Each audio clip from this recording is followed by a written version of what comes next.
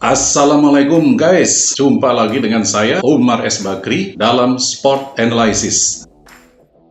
Kali ini kembali saya akan mengulas cabang olahraga bulu tangkis, khususnya sektor mixed double ganda campuran. Badminton lovers sudah sama-sama tahu bahwa di sektor ganda campuran ini kita bukan hegemon. Namun kita juga tahu bahwa dari sektor ganda campuran ini kita banyak menaruh harapan dalam berbagai event internasional untuk meraih medali. Kendati kisah sukses sektor ganda campuran tidak sefenomenal ganda putra, namun sektor ini juga mempunyai catatan penting yang layak dibanggakan. Setidaknya di dalam berbagai event internasional yang sangat prestisius seperti All England, kejuaraan dunia, dan Olimpiade, sektor ganda campuran selalu menjadi tumpuan untuk memperoleh medali emas. Nah, perjalanan ganda campuran kita dimulai dari era Christian Hadinata, Imelda Wiguna, ketika secara spektakuler pada tahun 1979, 80, dan 81 secara berturut-turut masuk final All England. Dan salah satu di antaranya yaitu pada tahun 1979 menjadi juara. Christian Imelda juga menjadi juara dunia pada tahun 1980.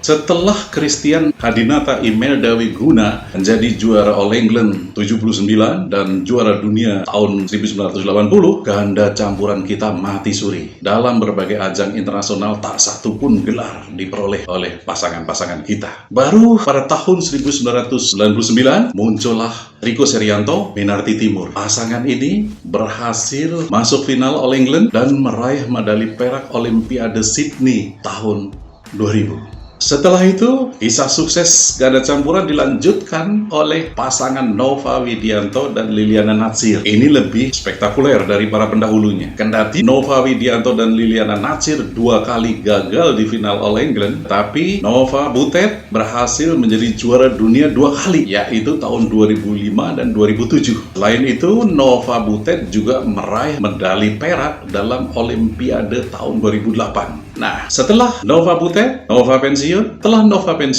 Butet berjodoh dengan Tontowi Ahmad. Pasangan ini menghasilkan prestasi yang luar biasa. Owi Butet, sebutan pasangan ini, berhasil menjadi juara All England 3 kali berturut-turut, tahun 2012, 2013, 2014. Selain itu, Owi Butet juga merampas 2 gelar juara dunia tahun 2013 dan 2017. Dan yang lebih spektakuler, Owi Butet merebut medali emas Olimpiade Rio 2016. Dengan demikian, Owi Butet ini boleh dikatakan sebagai ikon ganda campuran Indonesia karena semua gelar bergengsi dunia sudah dikantongi mereka. Nah, sekarang bagaimana peta persaingan bulu tangkis dunia di sektor ganda campuran? Dan di mana posisi pemain-pemain atau pasangan-pasangan mixed double kita dalam peta persaingan tersebut? Badminton lovers, menurut hemat saya, percaturan atau persaingan nomor ganda campuran dunia saat ini tak seheboh dibandingkan sektor lain, khususnya tunggal putra, tunggal putri, dan ganda putra. Kita tahu bersama, dalam 3 tahun terakhir, hegemoni China terlalu kentara. Duo mixed double mereka, Zheng Siwei Huang Yaqiong dan Wang Yilyu Wang Dongping, lalu dominan. Hampir semua kejuaraan internasional yang mereka ikuti, mereka sabu bersih. Hanya ada satu atau beberapa turnamen saja yang lepas dari genggaman mereka. Spektakuler. Nah, Zheng Siwei Huang Yaqiong, mixed double nomor 1 dunia saat ini, kita sama-sama tahu sudah mengoleksi hampir semua gelar terbaik dunia. Tinggal gelar Olimpiade yang belum mereka kantongi. Pasangan ini, selain menjadi juara dunia 2 kali, 2018 dan 2019, juga sudah menjadi juara All England tahun 2019, juara Asian Games tahun 2018, dan 15 gelar BWF World Tour. 5 diantaranya adalah gelar Super 1000. Luar biasa. Tak ada yang dapat menandingi pasangan ini. Kompatriot mereka, Wang Yilyu Wang Dongping, kalah hebatnya. Seandainya di ganda campuran tidak ada Zheng Siwei Huang Yaqiong, mungkin Wang Yilyu Wang Dongping juga akan bisa mencetak rekor-rekor fantastis seperti Zheng Siwei Huang Yaqiong. Saat ini, Wang Yilyu Wang Dongping sudah mengoleksi 6 gelar juara BWF Tour, dan 11 kali runner-up. Semuanya adalah turnamen kategori Super 500 ke atas, 500 sampai 1000.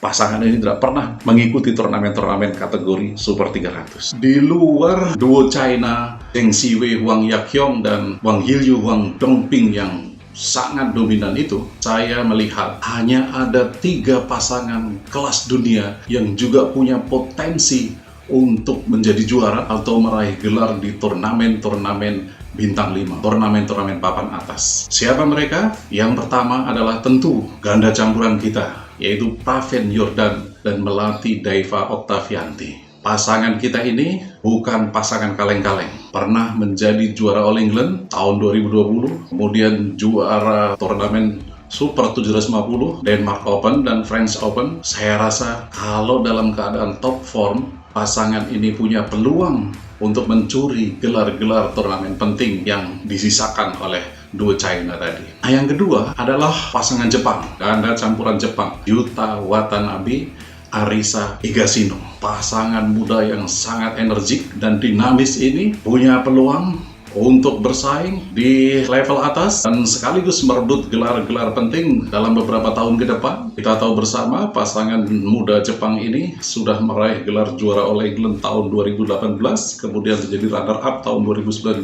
Selain itu, pasangan ini juga menjadi juara Hong Kong Open 2 kali berturut-turut, 2018 dan 2019, serta menjadi juara Malaysia Master Super 500.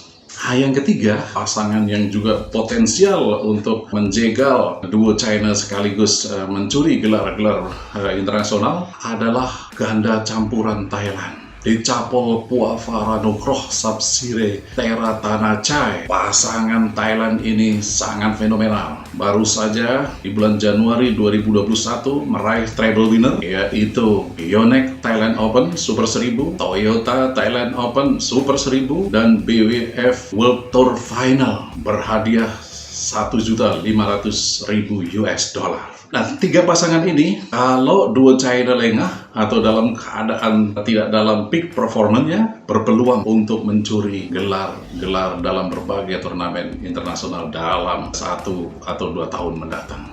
Nah, di luar mereka, ada beberapa pasangan yang juga perlu diperhitungkan. Yang pertama, yang kita harus hati-hati dan waspadai adalah pasangan Korea yang sekarang berada di peringkat 5 dunia. Pasangan muda, yaitu Seo Seung-jae dan Chae Yu-jung. Pasangan ini meskipun belum banyak meraih gelar penting dalam turnamen internasional, tetapi punya potensi untuk bikin kejutan dan menyingkirkan 5 pasangan teratas dunia yang saya sebutkan tadi. Yang kedua, pasangan yang juga harus diwaspadai dan tidak mustahil juga menyerobot gelar-gelar internasional adalah pasangan Hong Kong, yaitu Tang Chunman, Si Ying-swet. Pasangan ini sebenarnya sangat bagus, hanya cuma soal konsistensinya saja. Nah, yang menarik dalam peta persaingan ganda campuran dunia adalah sekarang mulai munculnya pasangan-pasangan Eropa yang sudah mulai mengacaukan dominasi pasangan-pasangan Asia. Setidaknya saya mencatat ada 3 pasangan Eropa yang belakangan ini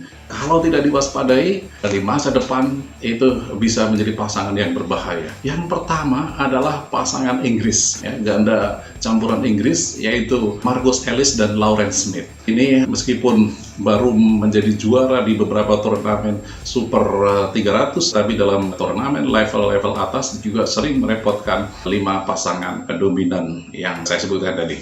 Yang kedua adalah pasangan Prancis yang cukup mengejutkan dalam serangkaian turnamen di Thailand bulan Januari ini, yaitu Tom Gisquet dan Delphine Dero. Pasangan ini 2 kali mengalahkan ganda nomor 1 kita, Praven Jordan, Melati Daiva Oktavianti. Pasangan ini, kalau kita anggap remeh, bukan tidak mungkin kembali akan menjegal pasangan-pasangan kita dan juga pasangan-pasangan dunia yang lain. Yang ketiga adalah ganda campuran Jerman, yang orang mungkin tidak melirik pasangan ini, tetapi bukan tidak mungkin juga pasangan ini membuat kejutan di beberapa turnamen mendatang, yaitu Mark Lampus dan Isabelle Hertries. Nah, sekarang bagaimana dengan pasangan-pasangan ganda campuran kita di samping Praven Jordan dan Melati Daiva? Kita di 50 besar dunia punya 5 mixed double. Yang pertama Praven Melati, kemudian yang kedua adalah Hafiz Faisal Gloria Emanuele Wijaya yang sekarang di peringkat 8 dunia. Kemudian Rinov Rivaldi dan Pita Haningtyas Mentari sekarang di posisi 22 dunia. Kemudian Adnan Maulana dan Michelle Christine Bandaso ada di posisi 32 dunia. Dan yang terakhir adalah Rehan Naufal Kusharyanto, Lisa Ayu Kusumawati ada di posisi 47 dunia. Siapa di antara 4 pasangan ini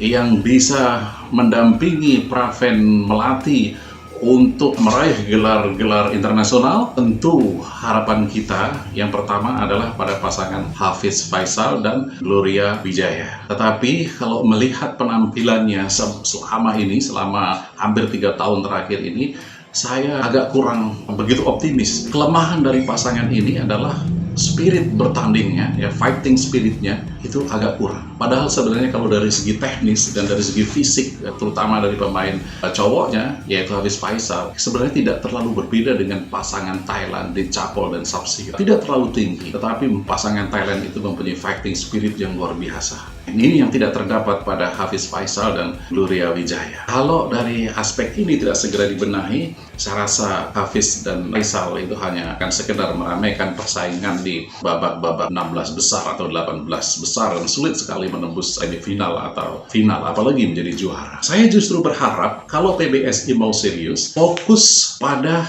3 pasangan muda yang ada, yaitu Rinov Rivaldi, Pita Haningtyas Mentari, Adnan Maulana dan Michelle Bandaso, serta Rehan Naufal Kusharyanto dan Lisa Kusumawati. Ketiga pasangan ini harus sebanyak mungkin diberi jam terbang untuk mengikuti turnamen-turnamen kategori 300 atau 500. Jangan dipaksakan untuk mengikuti turnamen-turnamen kelas 750 dan apalagi 1000. Saya perhatikan PBSI sering memberi kesempatan pada Pita dan Rinov, pasangan Rinov Pita itu terjun di turnamen-turnamen kelas 750 dan 1000. Dan tentu saja selalu menuai hasil yang kurang memuaskan. Jadi untuk menaikkan peringkat dari ketiga pasangan muda ini, ganda campuran muda ini, PBSI harus banyak memberikan kesempatan untuk mengikuti turnamen-turnamen kaliber 300, 500, atau mungkin juga 100 dalam rangka mengumpulkan poin sebanyak mungkin supaya peringkatnya terus naik, sehingga kalau nanti diterjunkan dalam turnamen-turnamen kelas 750 dan Super 1000, mereka tidak langsung ketemu dengan pemain-pemain unggulan karena dari segi rankingnya sudah tinggi. Nah, khusus mengenai pasangan nomor 1 kita, Praven Jordan Melati Daeva, saya punya catatan khusus. Pasangan kita ini kalau dari segi